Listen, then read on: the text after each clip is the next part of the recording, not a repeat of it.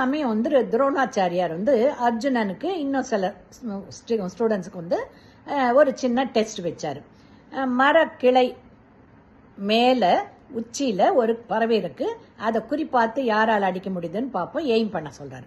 அப்போ ஒரு பையன் எய்ம் பண்ணும்போது என்ன தெரியுது அப்படின்னா, மர உச்சியில் ஒரு பறவை தெரியுதுன்னா, உன் எய்ம் கரெக்ட் கிடையாது அப்படின்னு நெக்ஸ்ட் அப்படின்றார். இன்னொரு பையன் வந்து அந்த பறவையினுடைய தலை தெரியுதுன்றான், அதுவும் எய்ம் கரெக்ட் இல்லைன்னு சொல்லிட்டு அர்ஜுனனை தேர்டாக நீ எய்ம் பண்ணு, என்ன தெரியுதுன்னதும் அந்த பறவையினுடைய கண்ணு தெரியுதுன்னா கரெக்ட் எய்மிங். இப்போ இது பண்ணதும் அம்பு விட்ட உடனே கரெக்டாக அந்த பறவை கீழே வந்தது. ஸோ இதுலேருந்து என்ன தெரியுதுன்னா, ஸ்டூடெண்ட்ஸ் படிக்கும்போது எய்ம் கரெக்டாக இருக்கணும்.